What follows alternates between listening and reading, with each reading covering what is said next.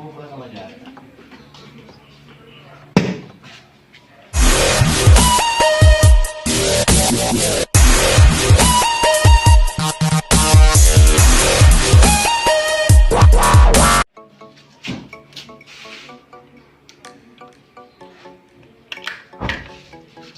Yan, shorted yata to guys, pumuputok. Tumalok? Yung sinaksak mo? Oo. Baka dikit-dikit na yung wire sa loob, no?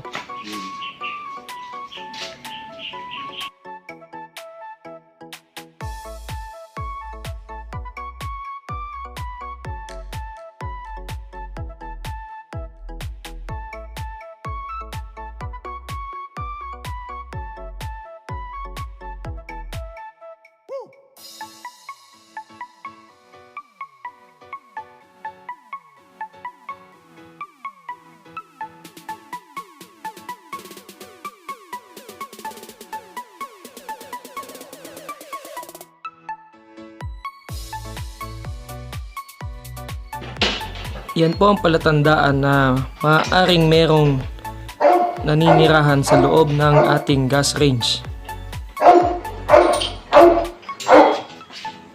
Ilalim, open yung ilalim.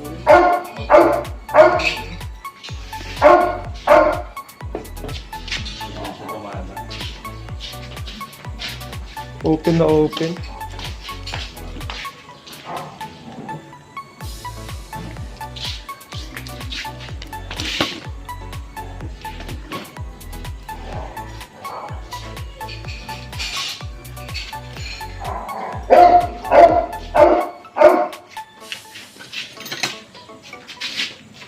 Wala stick. Easy access yan.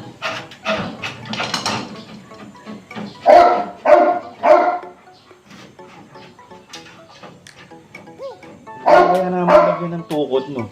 Hindi ganun din. Nakapatong siya, di ba? Dito sa kalim, open to eh. Kasi ito may nakatapat eh. Open to.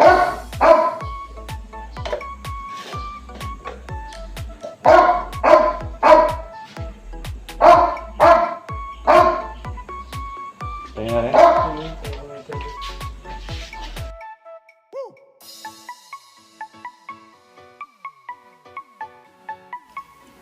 Ayan, sisimulan ko ng baklasin. Sa totoo lang, first time kong gagawa nito. Kaya kakapain ko pa kung ano yung mga dapat tsaka hindi dapat tanggalin na tornilyo.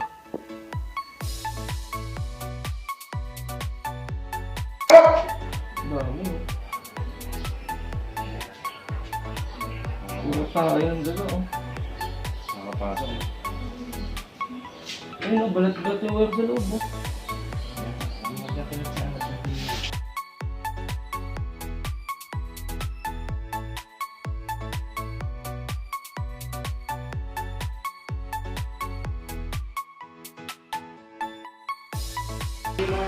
Wala siyang papasukan eh. Bukod doon sa ilalim.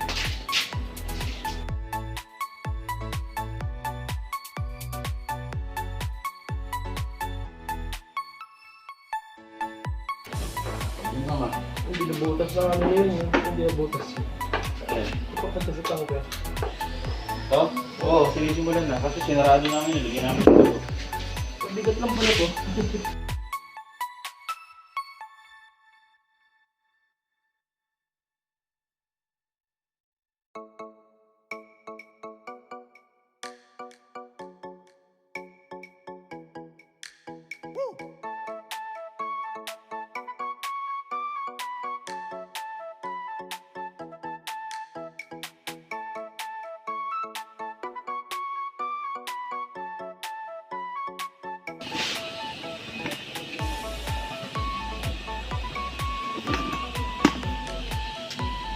Yan guys, mayroong tornilyo dito yan to.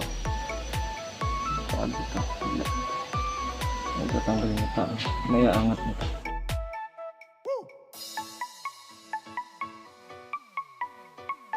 Ito lang ginawa dito. Maliliit yan, yung maliliit. Inuutosan ng iba.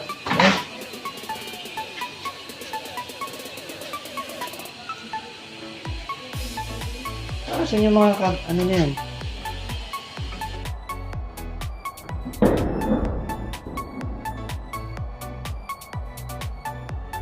Oh, may daga pang maliit. Meron? Yan. Ibubwet.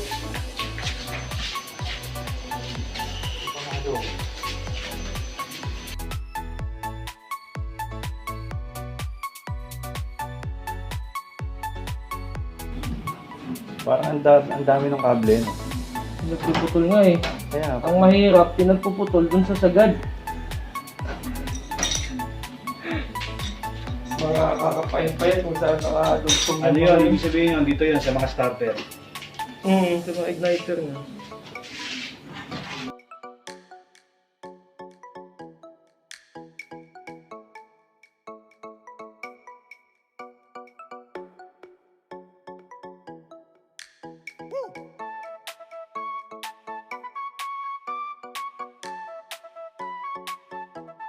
So lahat ng mga Lahat ng wire, ito lang natira oh. sa igniter. Oo. Puro igniter lang. Wala namang panggagalingan yung Igniter lang natin. Kailaw yata. ano yan, Natasha? Sige, hindi, doon.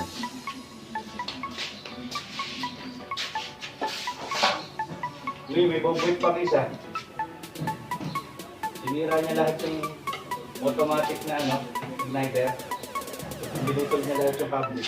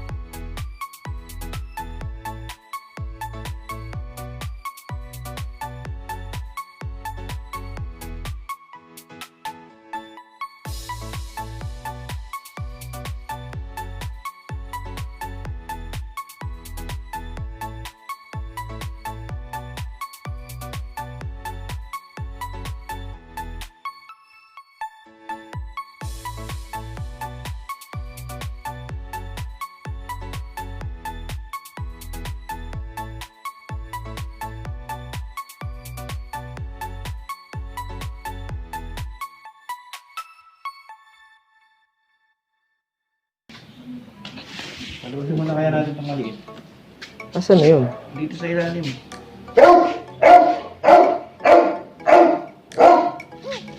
Binahawa ng dada.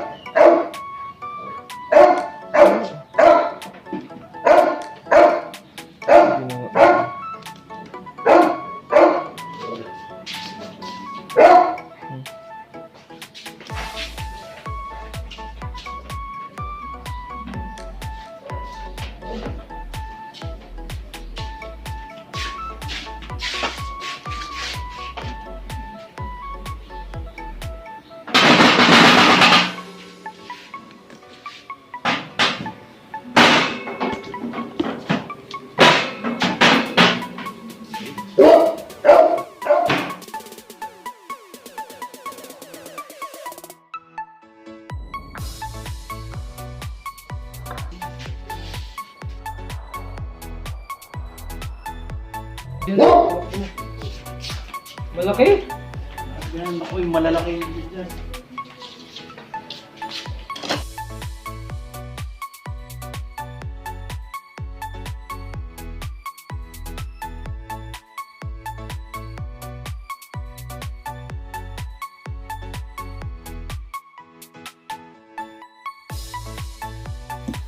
Ayan, bawasan muna natin yung dumi para mas maganda kumilos.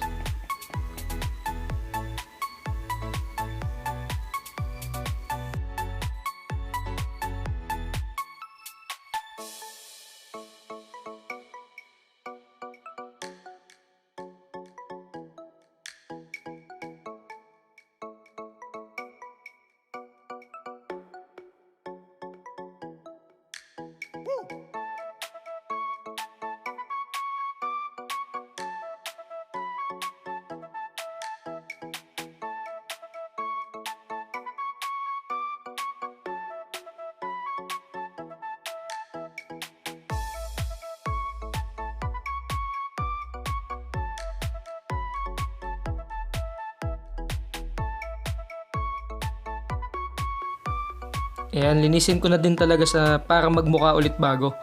Pagmumukain natin bago to guys.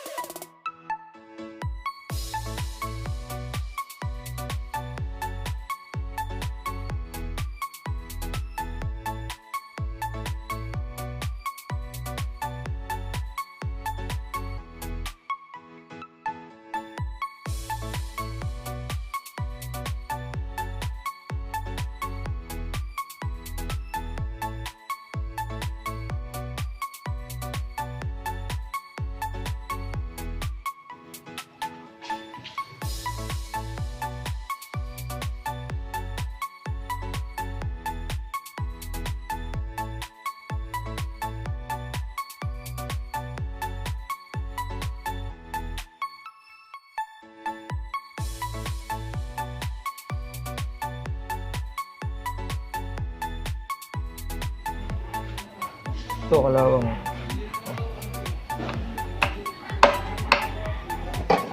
Sprayan lang natin ang WD-40.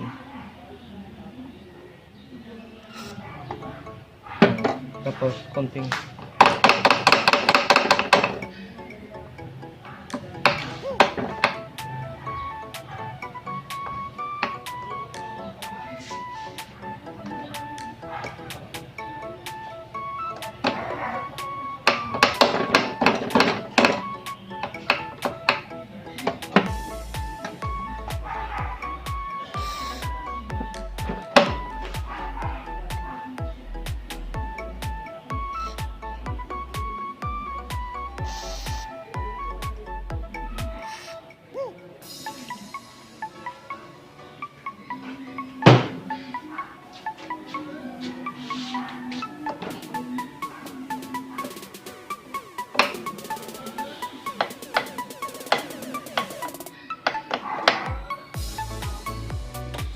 nilinis ko na din yung igniter, yung sa main knob niya, para hindi mahirap iikot-ikot.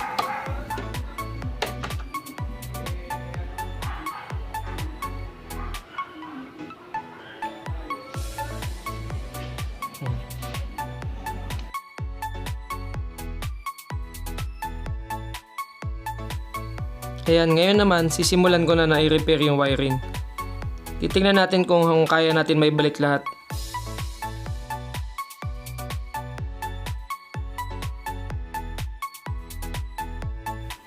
Sa totoo lang, nahirapan ako dito sa wiring nito kasi halos walang iniwan tanda yung mga daga. Sagad-sagad sila kung yung pagngat-ngat nila. Kaya buti na lang medyo may alam tayo sa pagdating sa mga wiring ng mga basic wiring.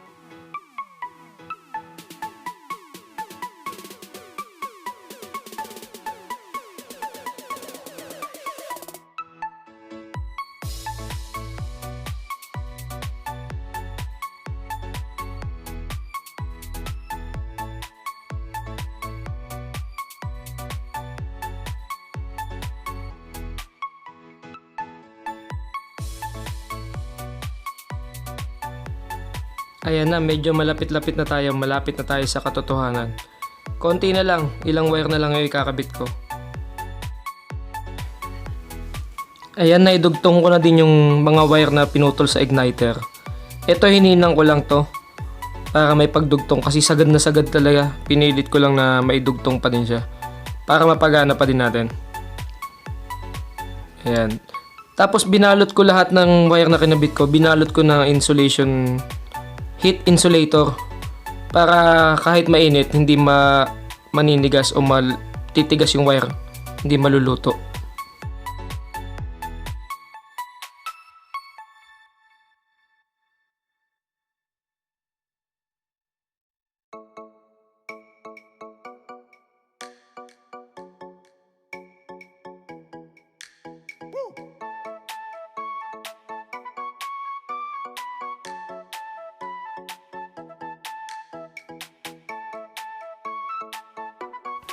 Ayan, sisimulan ko na i-assemble, ibalik na ulit sa dati lahat.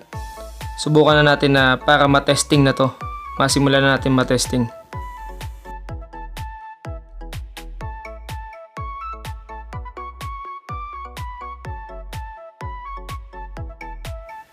Hindi ko na po talaga naipakita step by step kung ano yung mga dinugtong ko na wire. Kasi medyo mahaba po kung iisa-isahin ko lahat. Halos lahat kasi ng wire pinutol niya. Bali, pwede naman kayo makakuha ng diagram nito or i-message nyo ako kung kailangan nyo ng tulong. Pwede din kayo mag-comment sa baba kung may mga katanungan kayo para kahit papano, kung kaya ko sagutin, sasagutin natin.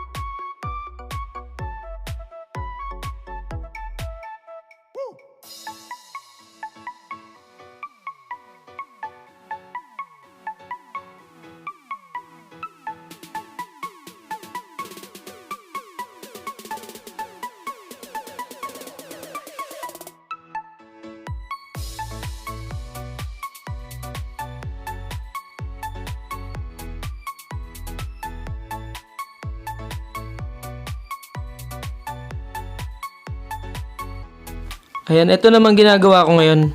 Lilinisin ko yung jettings o yung daanan ng gas na kasi medyo mahina daw po yung buga nung apoy.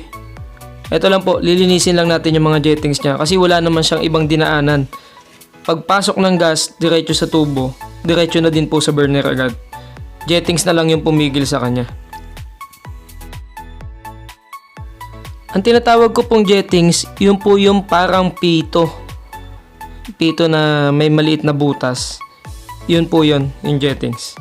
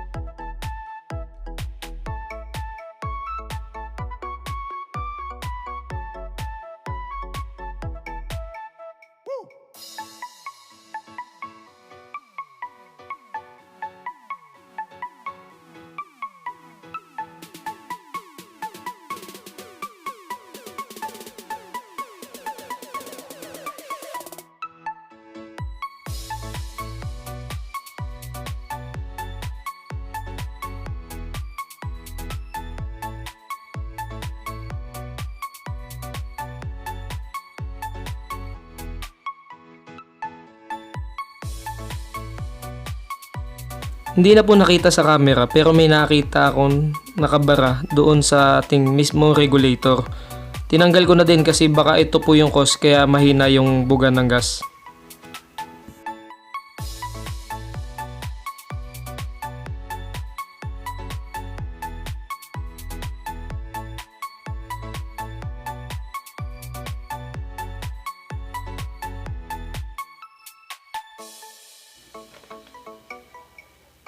Ibalik ko na din yung jettings na nilinis natin.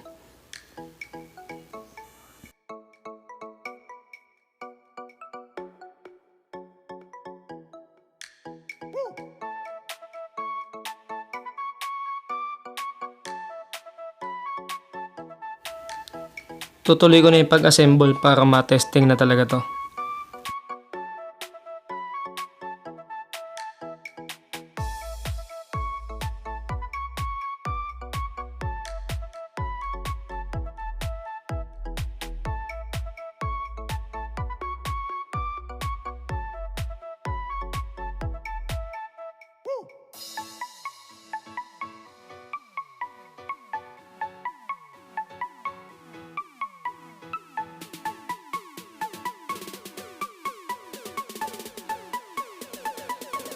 Sinabon ko na din po yung harap. Ito hindi kasi natin nalinis to kanina.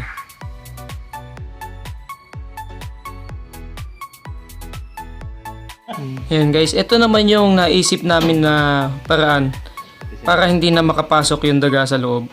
Nilagyan namin ng chicken wire. Paikot yan buong ilalim kasi wala namang ibang access kundi yung ilalim lang talaga. Ito pala yung malaki na itim na yan, pabigat lang po yan. Ito yung itim na yan. Pabigat lang po yan. Pero ipit na ipit po yan. Walang dadaanan na yung daga ngayon. Hanggang ilalim, buong ilalim. Hanggang harap. Tapos video ni Mark, bibidyo ako yung pagluluto mo mga tapos po.